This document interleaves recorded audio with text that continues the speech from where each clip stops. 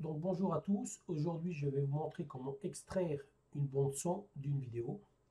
Alors soit pour conserver la vidéo mais pas la bande son, ou alors pour conserver la bande son et l'intégrer dans une autre vidéo, une vidéo perso. Ce tuto va porter là-dessus entre autres. Donc une fois que vous avez lancé Pinacle, que vous avez ripé vos deux vidéos sur deux pistes bien distinctes. Donc là, regardez ce qui passe quand j'avance mon curseur. Dans la fenêtre de visualisation, on n'a pas d'image. Par contre, si j'appuie sur lecture, on va avoir du son. Là, on n'a pas, non, on n'a pas de son non plus. On n'a pas de son, pas d'image. Pourquoi? Ici, vous avez des petites icônes. Un œil et un haut-parleur. Si vous cliquez sur le haut-parleur, comme là, il est barré, ça veut dire qu'il ne va pas lire le son. Donc là, si je le réactive, voilà, vous avez le son. Si j'active l'œil, vous avez cette fois-ci la vidéo et le son.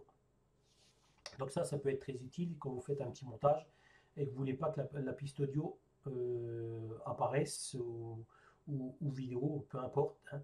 Mais le problème de désactiver ces petites icônes-là, c'est que vous désactivez ceci sur toute la piste concernée. C'est-à-dire que les vidéos que vous allez ajouter derrière, eh ben, si l'œil est barré, vous ne la verrez pas. Et si le haut-parleur est barré, vous n'aurez pas la bande son. Donc c'est pour ça que dans ce tuto-là, je vais vous montrer comment garder la bande son pour pouvoir l'intégrer sur notre vidéo. Ça vous évite de jouer sur ces petites icônes-là, parce que très souvent on les oublie. Donc je vais déjà travailler sur celle-ci. Donc moi ce que je veux, c'est récupérer cette bande son pour l'intégrer sur la piste 2. Donc vous avez sélectionné votre vidéo. Vous allez vous mettre dessus, bouton droit de la souris, et dans ce menu déroulant là, vous allez sélectionner détacher l'audio. Hop, je recommence, voilà, détacher l'audio. On clique dessus, voilà. Donc il vous a créé une sous-piste sous la piste 1, mais on voit bien que là, on fait toujours partie de la même vidéo. C'est pour ça que c'est entouré en orange. Donc là, si je fais bouton droit, supprimer, le problème c'est qu'il vous supprime les deux, parce que les deux ont été sélectionnés. Donc on revient en arrière. Je vais juste sélectionner la bande son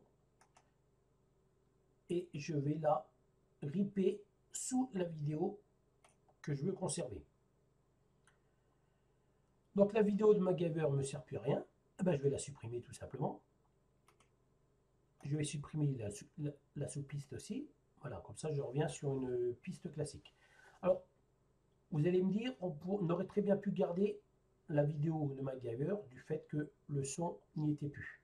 Mais le problème, quand vous avez exporté votre vidéo pour l'encoder, pour créer votre film final, du fait que vous avez deux vidéos, vous risquez même d'en avoir plusieurs sur votre film va être beaucoup plus lourd au rendu. Donc supprimez tout ce qui ne vous sert à rien. Donc maintenant je vais faire la même manipulation.